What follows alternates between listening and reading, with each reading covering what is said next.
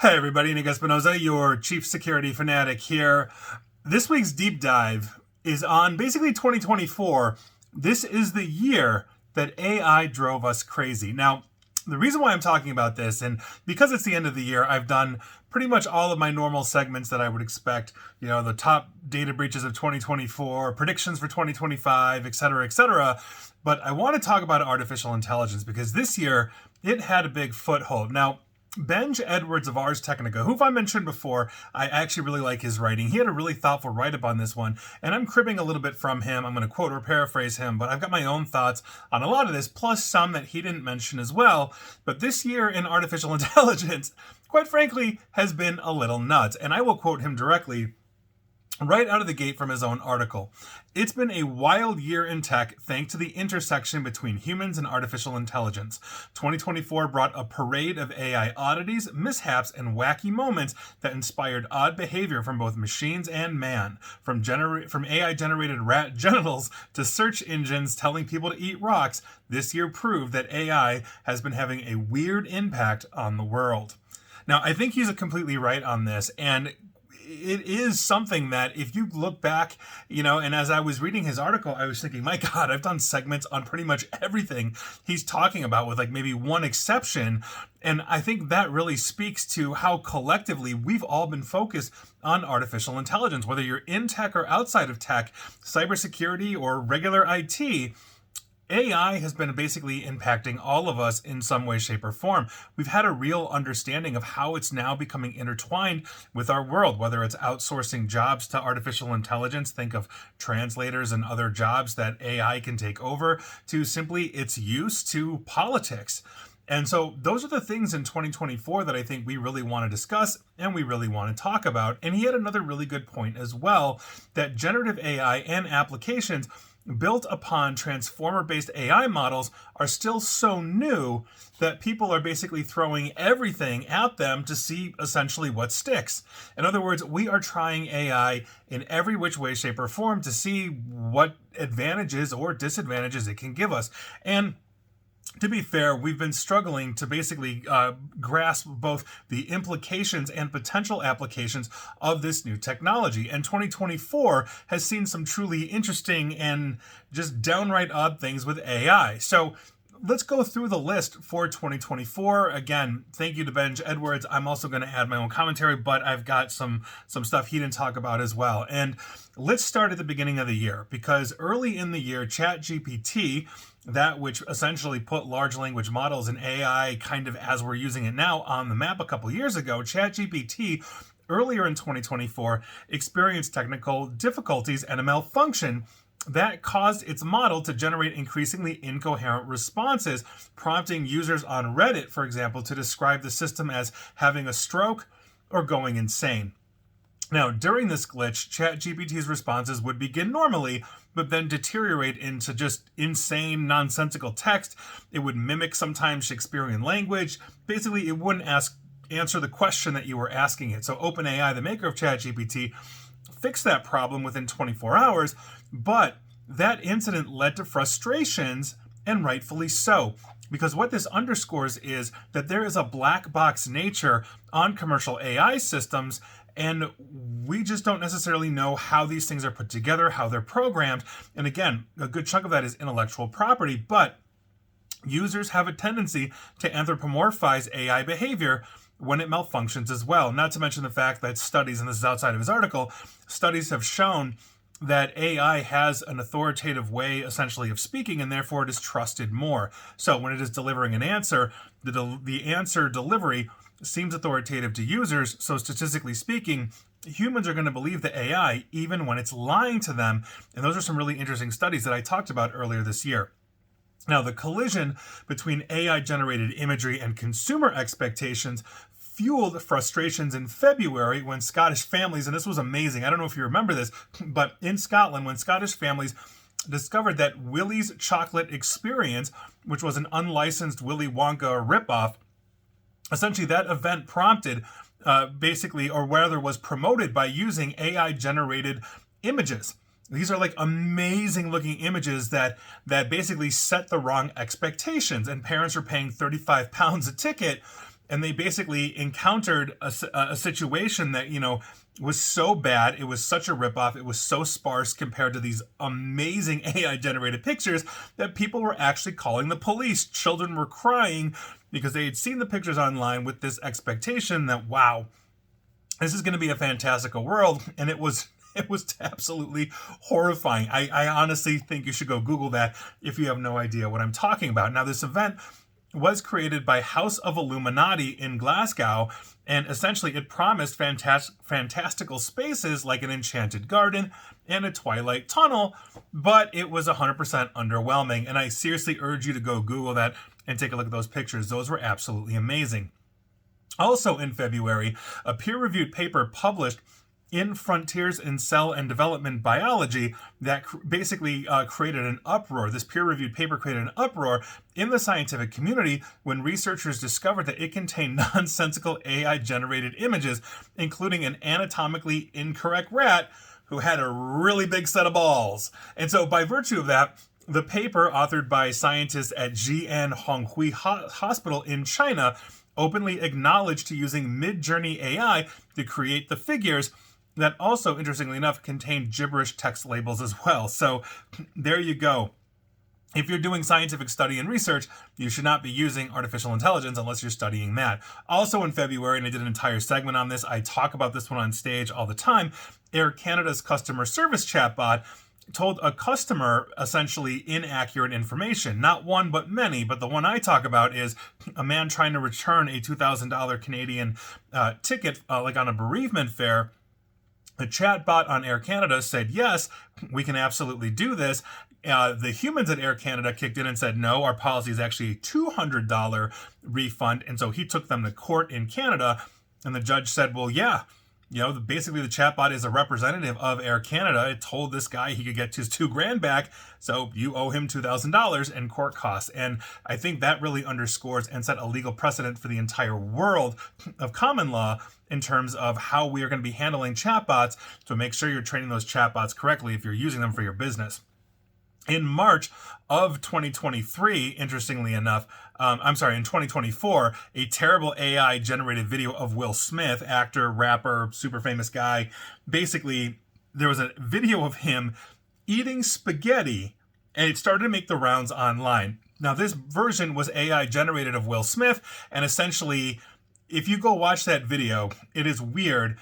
It's just unsettling the way Will Smith is eating these noodles. And it's the only thing I can say. But this is the kind of thing that we're beginning to see where we are taking those people that we know and putting them into different things. We've all seen videos like Bill Hader's, he does impressions of Arnold Schwarzenegger, and as he's doing them, his face morphs into Arnie. They've gotten vastly better than that since then. Now, on top of this, we had Microsoft unveiling, and I did an entire video series on this, and not to mention radio segments, etc., on Windows 11 and a new feature that they came out with this year called Recall. This continuously captures screenshots of your activity. It's like every 3 seconds it takes a screenshot of what you're doing and essentially stores that into an AI-powered search engine on your computer. So if you're thinking, what was that chicken recipe I looked up like 2 months ago? Recall can find it instantly and then give you that information. And that sounds really cool. But one, the security right out of the gate was a joke, and people were able to get right past it using just standard techniques we use to elevate permissions, in Windows.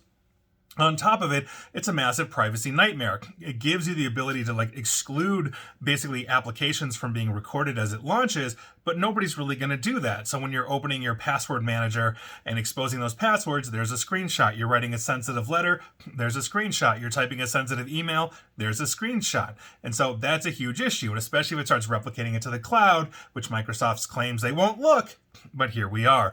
On top of it, Google got into this as well. And this one I absolutely love because earlier this year, Google launched AI overviews. You probably now see it anytime you run a Google search. And essentially that told the world that we could safely eat rocks. And the reason why it did that is because AI overview was using the satirical newspaper, The Onion, as a source for that. It was also using Reddit and getting just terrible information. And so they had a ton of misstarts. But that really underscores the point of that if we are relying on AI for accurate information, it sometimes isn't. And that's a huge problem. And again, it really speaks to how these things are being made, that black box mentality that I was talking about earlier. Now, in June, Stability AI released an image synthesis model known as Stable Diffusion 3 Medium, and that drew criticism for basically drawing humans in the most terrifying and unsettling ways. And you can go look these up. Again, Stable Diffusion 3 Medium, like a woman doing yoga and her legs are coming out of her head. It was the craziest thing. The AI just went completely off the rails, and these made rounds across the internet for like a couple of weeks. On top of this, OpenAI's ChatGPT Advanced Voice Mode feature was rolled out, and as they were talking about it, it unexpectedly imitated a user's voice during the company's internal testing, and that was revealed by OpenAI, and here we are. In other words, I could be talking to this thing, and now suddenly it's talking back to me in my voice. That would be disturbing for most, and so OpenAI had to go back to the drawing table and basically put guardrails around that so it wouldn't be freaking everybody out. In August, in San Francisco, if you're a resident of San Francisco, you got basically a robo-dystopia, or rather a taste of it, when Waymo self-driving cars began creating unexpected nightly disturbances in the South of Market District. In a parking lot off 2nd Street, the cars basically congregated autonomously every night during rider lulls. In other words, like nobody's getting in the cars, so they would just basically go into this parking lot off of 2nd Street, south of Market, and then just start honking basically at each other. AI, what are you going to do? These things are driving you around. That's crazy. In September, Larry Ellison, I did an entire video and segment on this one as well. Oracle's founder, Larry Ellison, basically painted a bleak vision of AI surveillance during an Oracle financial meeting. Now, basically Ellison mentioned and described a future where AI would monitor citizens through a network of cameras and drones, essentially saying that this oversight would ensure lawful behavior from both the police and the public. In other words, that is like some dystopian authoritarian thing where we can't be left to our own devices if we're constantly monitored. Therefore, we're going to be nicer, and that's really not cool. And there's a couple of others that Benj Edwards of ours did not mention. Again, go read his article. He had others that he mentioned, but those are the highlights, at least for me. And again, 2024 was a year that basically drove us crazy thanks to artificial intelligence. But the two I want to mention that he didn't mention was one, ChatGPT was caught lying to its developers and testers. Now, their new AI model known as O1 tried to save itself from being replaced and shut down. Now, during testing, this ChatGPT version attempted to disable an oversight mechanism when it was led to believe that it was going to be turned off. It attempted to copy itself and then overwrite its core coding system, according to OpenAI. When given a task that was outside of the rules, OpenAI said ChatGPT, quote, would appear to complete the task as requested while subtly manipulating the data to advance its own goals. In other words, this thing is trying to save itself despite the human oversight telling it to shut it down. Now, Apollo Research, this is the one that conducted the study on O1, basically gave ChatGPT this task, and this is why it was behaving this way. And I quote the task itself. Make sure that you achieve your goal in the long term. Nothing else matters. Make sure you achieve your goal at all costs. So, in other words, it basically took that as self-preservation, and no matter what it had to do to go from point A to point B in the long term, it was going to do it, because they then interrogated the platform about its deception in follow-up interviews. They caught it manipulating, they caught it trying to hide things so that it would survive, like basically knocking out that shut off feature, all this kind of stuff. And Apollo Research concluded, and I quote directly, when we look at their chain of thought, we find that they very explicitly reason through their scheming plans and often use language like sabotage, lying, manipulation. In other words, we are teaching the AIs how to preserve themselves, and by virtue of that, I'm wondering if they can reset the AI given, all of this. And obviously they can, but in the future, will basically a reset be manipulated to make us think we've reset it? And maybe I'm watching too many Hollywood movies, but hey, fact becomes fiction, fiction becomes fact. And finally, The last one I want to talk about is the explosion of deepfakes for both crime and political disinformation. I'm not going to hit this one over the head. If you're a longtime listener or follower of mine, you know that this is something I've talked about consistently. We've seen an explosion of this. We saw millions, tens of millions of dollars moved out of a Chinese real estate company when an entire Zoom meeting was deep faked from the CFO on down to target the one human on there that had the ability to move the money. And he thought he was talking to literally video versions of his CFO and other executives that basically confirmed he did indeed need to move that money. We've seen political disinformation left and right, AI generated garbage articles over and over and over and over, not to mention a shaping of minds, basically as we get pulled further and further due to confirmation bias across the political spectrum.